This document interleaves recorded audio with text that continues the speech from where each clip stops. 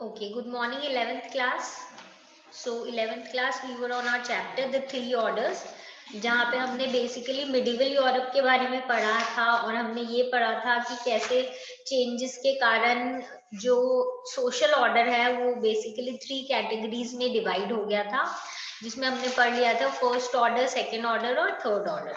जिसमें हमने पढ़ लिया था कि फर्स्ट ऑर्डर में बेसिकली अपने ये जो क्लर्जी वाले लोग हैं ये होते हैं, सेकंड में नोबिलिटी नाइट्स वगैरह होते हैं और थर्ड में कॉमन पेजेंट्स वगैरह। ठीक है, then after that we went through the changes that happened या occurred during that time period, जिसमें हमने बेसिकली पढ़ा था कि एनवायरनमेंट में चेंज आया था, लैंड यूज पैटर्न चेंज हो गया था, नई एग्रीकल्चर टेक्निक्स आ गई थी, तो पूरा का पूरा जो सिस्टम है उसमें थोड़े से चेंजेस आ गए थे।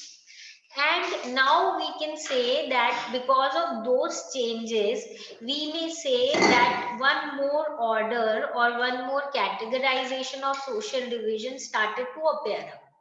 ठीक है, तो अब हम लोग इसके बारे में पढ़ेंगे, which is actually as the title suggests the fourth order. ठीक है, again understand कि इसमें क्वेश्चन मार्क दिया हुआ है। Why have they given this question mark? They have given this question mark because they are saying that we may call it as fourth order. पर जो existing population है उन्हीं में से एक और categorization किया, इसीलिए this is a question mark that some people say yes these were the fourth order people and some say that they were just the part of the third and third order basically. Now moving on to the main explanation of this. See, in our previous topic we have just understood that there was an expansion in agriculture और जो development है वो हो गई थी, मतलब basically pageant section जो है वो थोड़ा अब easy life, comparatively easy life जो है देवर नाउ लिविंग। तो इसमें हम देखेंगे कि एग्रीकल्चर के एक्सपेंशन के कारण बेसिकली थ्री एरियाज में क्या हुई, इंप्रूवमेंट हुई और ग्रोथ हुई। वो क्या थी, तीन चीजें थी, पॉपुलेशन, ट्रेड एंड टाउन्स। तो हम यहाँ पे अब बेसिकली देखेंगे इमर्जेंस ऑफ टाउन्स। सो अगर हम डिटेल में या डेटा के अकॉर्डिंग जाए तो we will see that from रफली 42 million people in 1000, Europe's population now increased to 62 million around 1200 and it still increased to 73 million around 1300। यानी जो इनकी पॉपुलेशन है वो क्या हो रही थी, बढ़ रही थी at a very very high rate. Growth rate बहुत ज्यादा थी किसकी, पॉपुलेशन की। नाउ इसके अलावा और हम क्या देखेंगे कि जो एवरेज यूरोपियन है ना उसकी जो लाइफ एक्सपेक्टेंसी है वो भी बढ़ गई थी, 10 years लॉन्गर हो गई थी बेसिकली। हम देखेंगे अगर हम देखें as compare to the 8th century. Now again you may ask ऐसा क्यों हुआ, and then if you think for a while you will be able to answer it yourself. हमने पढ़ा था इन आवर लास्ट क्लास कि basically क्या हुआ था कि फूड वैरायटी बढ़ गई थी, न्यूट्रिशियस फूड अब वो लोग ज्यादा कंज्यूम कर पा रहे थे, तो इसलिए ऑब्वियसली लाइफ एक्सपेक्टेंसी जो है बढ़ गई थी बिकॉज हेल्दी फूड खा रहे थे and they had a life which was comparatively a bit more relaxing. But इसमें भी हमें एक चीज ध्यान रखनी चाहिए कि विमेन और गर्ल्स जो हैं उनकी लाइफ स्पैन में इतना ज्यादा इम्प्रूवमेंट नहीं हुआ था as compare to man, because जो ये मेन है ये इनको कंपैरेटिवली बेटर फूड दिया जाता था खाने के लिए and women were actually then not given that importance as we have seen from long time back in the history कि this is being continued और यही चला आ रहा है। एंड वी कैन से कि एक मेन रीजन यही है कि उनका जो लाइफ स्पैन था विमेन और गर्ल्स का वो कंपैरेटिवली मेन से क्या था, कम था। Now along with this we can say that ये तो हमारा एग्रीकल्चर और पॉपुलेशन से रिलेटेड बात हो गई। अब हम देखेंगे कि टाउन्स कैसे इमर्ज हुए। तो basically when we started the chapter हमने पढ़ा था कि रोमन एम्पायर जो है थोड़ा थोड़ा डिक्लाइन हो रहा था और इसी के कारण ये जो नए चेंजेस आए थे in the European area, this France, England etcetera, ये चेंजेस इसीलिए आ रहे थे क्योंकि Roman empire slowly and gradually decline हो रहा था और डेजर्ट जैसे हो रहा था, लोग वहां से जा रहे थे दूसरे एरियाज की तरफ। बट 11th सेंचुरी से हम देखेंगे कि जैसे जैसे एग्रीकल्चर इंक्रीज हुआ है तो और ऑब्वियसली पॉपुलेशन भी बढ़ रही थी, तो लोगों को क्या चाहिए थी, ज्यादा स्पेस चाहिए थी, ज्यादा जगह चाहिए थी रहने की। तो now they wanted to settle in more of the areas and now they were actually shifting to these areas. अब ये जो एरियाज की हम बात करते हैं, ये स्पेसिफिकली हम टाउन्स क्यों बोलते हैं इनको, या ऐसी क्या डेवलपमेंट हुई कि इनको हम टाउन के जैसे डिस्क्राइब करते हैं। तो बेसिक रीजन ये है कि यहाँ पे हम देखेंगे कि जो पेजेंट्स हैं who had surplus grain to sell needed a place, यानी कि बेसिकली surplus grains या फिर और जो चीजें हैं जो दूसरे मार्केट्स डेवलप हो गए थे, वो ये लोग इस जगह पे सेटअप कर रहे थे। तो यानी जो एक्स्ट्रा ग्रेन्स है उसके लिए एक छोटी मोटी शॉप या एक छोटी सी प्लेस पे अपना एक छोटा सा सेटअप कर लिया, वर्कशॉप, जहाँ पे ये चीजों को बेच सकते हैं। और सिर्फ ग्रेन्स नहीं, टूल्स को या फिर क्लॉथ को, इन सब चीजों को ये टाउन जैसी एरिया डेवलप हो गई थी जहाँ पे ये लोग ये सामान बेचते थे। बट इसके साथ साथ और डेवलपमेंट क्या हुई, पीरियोडिक फेयर्स यानी जो मेले हैं या स्मॉल मार्केटिंग सेंटर्स। सो इसीलिए हम बोलेंगे कि इसके कारण ग्रेजुअली जो टाउन जैसी फीचर्स है वो वहां पे डेवलप होने लग गई। ऑब्वियसली अगर लोग आके इतना चर्च और रोड्स ये सारी चीजें डेवलप होने लग गई थी इस एरिया में। और जैसे you may have seen this word town square, तो बेसिकली क्या होती है, एक लार्ज ओपन एरिया होती है जहाँ पे लोग मिलते हैं generally to sell and buy certain things. तो यानी बहुत सारे ऐसे फीचर्स हो गए थे जिनको हम रिलेट कर सकते हैं, जिसको हम क्वालिटी बोल सकते हैं किसकी, टाउन की। बाकी टाउन्स इसके अलावा और भी बहुत जगह डेवलप हो रहे थे इस टाइम पे। तो वो कौन कौन सी जगह थी, बेसिकली लार्ज कैसल्स थे, चाहे वो बिशप के बड़े वाले एस्टेट्स हों या फिर जो लार्ज चर्चेज हैं उनके अराउंड हम नोटिस करेंगे कि ऐसी डेवलपमेंट हो गई थी। Development in which sense, development in the sense कि टाउन्स जैसे फीचर्स डेवलप हो गए थे। अब ये जो हमारे टाउन्स है इनकी एक और स्पेशल फीचर क्या थी कि अब जो है ये जो टाउन्स है इनमें जो लोग हैं उनको सर्विस नहीं देनी पड़ती थी। सर्विस की जगह वो लोग क्या पे करते थे, टैक्स पे कर देते थे, किसको, लॉर्ड को। यानी now the system that we actually had a brief idea in a previous class कि जो लोग हैं अब सर्विसेज की जगह प्रेफर कर रहे हैं मनी देना, so that they can actually sell their products themselves and then live their life according to whatever they wish। तो ऐसे ही यहाँ पे क्या हो रहा था कि हम नोटिस करेंगे टाउन्स की एक स्पेशल फीचर यही थी कि instead of giving services to the lords और may be working on their fields और doing other work for them, they now prefer to pay taxes to the lords. And towns जो है इसीलिए हम बोलेंगे पेड वर्क के लिए आगे प्रोस्पेक्ट्स भी है। इसका क्या मतलब है, मतलब अब आपको सर्विस नहीं देनी है, अब आप काम करो, उसकी जगह आपको क्या मिलेंगे, पैसे मिलेंगे। तो यानी कि एक नया सेक्शन डेवलप हो रहा था जो पेड लेबर जैसे था, यानी उनसे लॉर्ड्स काम करवाते थे, चाहे अपने फार्म पे काम करवाओ या जो कोई भी कंस्ट्रक्शन वर्क कुछ भी काम करवाओ, उसके बदले में उनको क्या मिलते थे, पैसे मिलते थे। तो इसके में एक और चीज हम देख सकते हैं कि इससे जो लोग जो पहले लॉर्ड के टोटल कंट्रोल में थे, यानी कि लॉर्ड के हिसाब से ही चलते थे और उनके हिसाब से ही सारा काम चलता था, उनके क्लचेस से वो फ्री हो गए थे। यानी एक तरीके की फ्रीडम वो अब इंजॉय कर रहे थे। और स्पेशली जो ये जो यंग पीपल थे ना, जो पेजेंट फैमिलीज से थे, ये लोग चाह रहे थे कि हम ये जो सर्विस वाली चीज है कि एकदम बस लॉर्ड के अंडर ही काम करते रहें और उस फार्म से, उस मैनर से हम निकल ही नहीं पाए, ये वाली चीजों से हम फ्री होना चाहते हैं। तो टाउन जो है ऐसे बहुत सारे प्रोस्पेक्ट उनको दे रहा था पेड वर्क के लिए, फ्रीडम के लिए।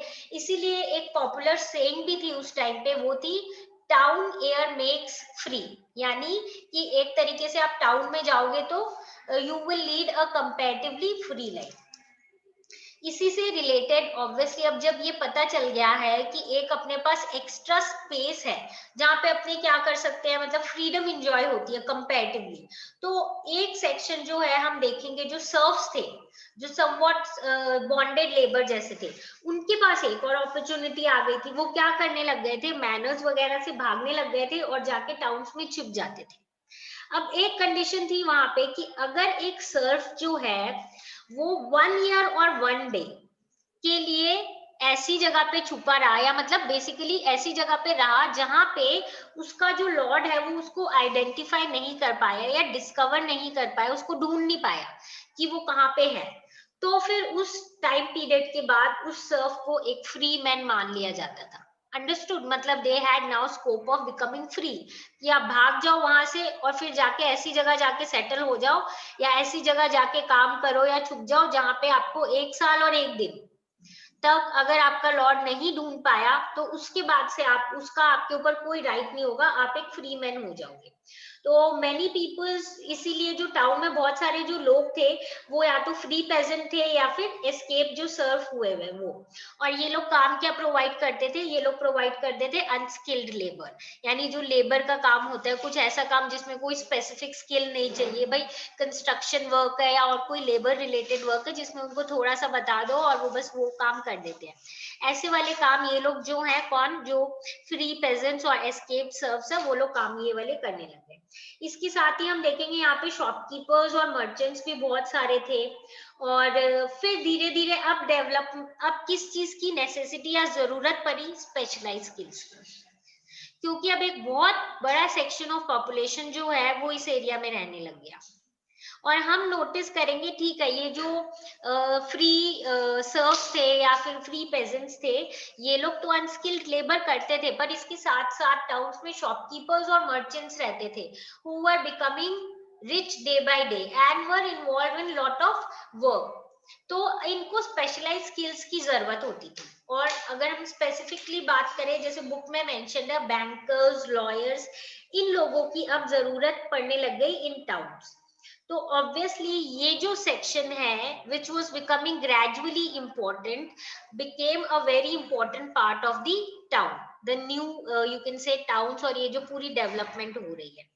और टाउन्स धीरे धीरे इतने बड़े हो गए थे कि ये इनकी पॉपुलेशन अराउंड 30,000 हो गई थी, ठीक है।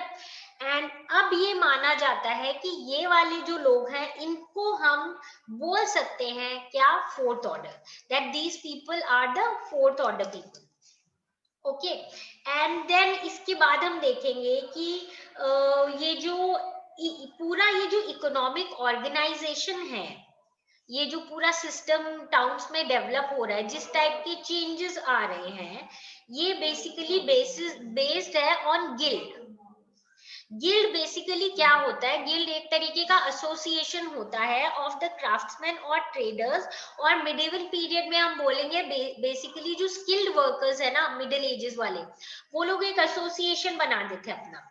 इस एसोसिएशन के जो मेन लोग होते थे, हेड, वो हमेशा ये कंट्रोल करते थे कि वो जो पर्टिकुलर प्रोडक्ट है उसकी क्वालिटी क्या होगी, उसकी प्राइस क्या होगी और उसकी सेल कैसे होगी। तो ये जो पूरा हम देखेंगे कि ये सिस्टम को पूरा कंट्रोल करने का एक क्या बन गया है, ग्रुप बन गया है। And this whole group is somewhere trying to control the quality of the product, the quantity of the product, its price and everything related to it, even its sale। तो अब ये वाली जो चीजें और आगे डेवलप होने लग गई, कैसे, इन्होंने गिल्ड हॉल बनाया जो जनरली एक स्पेशल फीचर होता था हर टाउन का। और ये एक तरीके की बिल्डिंग होती थी जिसमें सेरेमनी और फंक्शंस होते थे, जहाँ पे सारे के हर, जैसे हर स्किल या हर क्राफ्ट के जो गिल्ड के हेड होते थे वो आके वहां पे मिलते थे। और बेसिकली वो टोटल कंट्रोल करते थे कि जैसा भी प्रोडक्ट जाएगा वो किस टाइप का होगा और किस तरीके से उसको आगे सर्कुलेट करना है। इसके अलावा हम देखेंगे कि जो टाउन की वॉल्स है उसके अराउंड गार्ड्स होते थे जो पेट्रोल करते थे। पेट्रोल का मतलब क्या होता है, बेसिकली गार्ड करना, इधर उधर, जैसे सिक्योरिटी के लिए घूमना, चेक करना। तो जैसे वर्ड सुना होगा ना, पेट्रोलिंग, वो तो गार्ड्स होते थे टाउन वॉल्स के आसपास। वो लोग मतलब चेक करते थे हमेशा, मतलब as you can say watchman, और वो चेकिंग के लिए हमेशा उधर घूमते रहते थे। म्यूजिशियंस होते थे जो हम नोटिस करेंगे कि जब वहाँ पे फीस्ट होती थी या जैसे कोई फंक्शन है, कुछ खाना पीना है, कुछ मीटिंग है, वहाँ पे म्यूजिशियंस आते थे, वो प्ले करते थे अपने सॉन्ग्स, लोगों को एंटरटेन करते थे।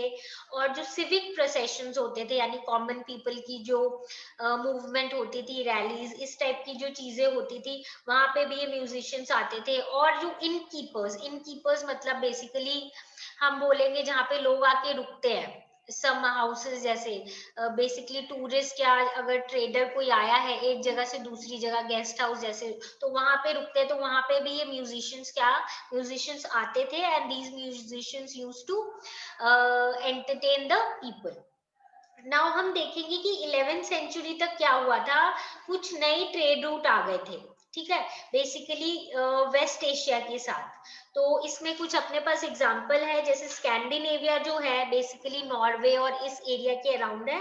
तो स्कैंडिनेविया के जो मर्चेंट्स है वो साउथ की तरफ सेल कर रहे थे नॉर्थ सी से, और वो एक्सचेंज करते थे फर और क्लॉथ वगैरह। और बेसिकली इंग्लिश ट्रेडर्स जो है वो आते थे टू सेल टिन। फ्रांस में बाय द 12th सेंचुरी हम देखेंगे क्राफ्ट्स की बहुत ज्यादा ग्रोथ हो गई थी, और ये इस चीज का वो लोग ट्रेड करते थे। क्राफ्ट्समैन जो है मैन पहले क्या होता था, क्राफ्ट्समैन हमें पता है कि मैनर टू मैनर उनको क्या करना पड़ता था, अपना सामान बेचने के लिए घूमना पड़ता था, और मतलब एक प्लेस नहीं होती थी। पर अब जब से ये टाउन्स का इमर्जेंस हो गया और ऐसी सेटिंग हो गई है मार्केट प्लेस जैसी, और जहाँ पे सब लोग आके बाइंग और सेलिंग कर सकते हैं, ट्रेडिंग कर सकते हैं, चाहे वो फूड आइटम हो, चाहे वो क्राफ्ट आइटम हो, कुछ भी हो, तो अब इन लोगों को बहुत आसानी होने लग गई फॉर डूइंग देयर ट्रेड। तो टाउन्स जैसे जैसे ऑब्वियसली डेवलप होंगे तो ट्रेड भी डेवलप होगी, और ट्रेड डेवलप हो रही है तो टाउन और डेवलप होंगे। तो टाउन के जो मर्चेंट्स है वो धीरे धीरे बहुत रिच हो गए, बहुत पावरफुल हो गए, एंड ऑलमोस्ट हम बोलेंगे इतने पावरफुल हो गए थे कि वो almost equivalent to nobility in terms of their richness and their powerful, जो उनकी हम बोलेंगे पावर था उसके रिस्पेक्ट में हो गए थे। तो समवेयर अब जो है हम बोलेंगे they rivalled the power of the nobility. So with this we complete the fourth order, and we have to now start with the next topic, which is cathedral towns। हम देखेंगे ये जो merchants है अपने ज्यादा पैसे जो है कैथेड्रल्स बड़े चर्चेस बनाने में लगाते थे, चर्च कैसे इंपॉर्टेंट हो गए थे, और किस तरीके के चर्च के स्ट्रक्चर थे, कि मतलब बेसिकली उनका आर्किटेक्चर कैसे था, क्या किस टाइप से उनको कंस्ट्रक्ट किया जाता था, विंडोज कैसी होती थी, स्टेन्ड विंडोज होती थी, और बेसिकली चाइनिंग बेल्स होती थी, हॉल्स बड़े होते थे, लोग जो प्रीस्ट है वहाँ के बिशप्स अच्छे से स्पीच देते थे, सब सुन पाते थे, और लोग दूर दूर से आते थे, और इस तरीके से बनाए हुए थे विंडोज वगैरह की सनलाइट अंदर आती थी, रात को कैंडल्स की रोशनी बाहर जाती थी, and very nice place that people wanted to visit. लोग जाते थे वहां, विजिट करते थे, एंड सुनते थे बिशप्स को, और ऑब्वियसली अपने रिलीजियस पर्पस के लिए जाते थे, और इसीलिए बहुत अच्छी तरीके से कंस्ट्रक्टेड और आर्किटेक्चर होती थी इन कैथेड्रल की। और फिर इसके अराउंड टाउन्स कैसे डेवलप हुए और क्या क्या चेंजेस आए थे, that is what we will study in our next class. So today we have completed the fourth order, and we'll continue with our chapter in the next class. If you have any doubt, just come with your doubts and we'll solve it. So bye everyone. Now we'll meet in the next class.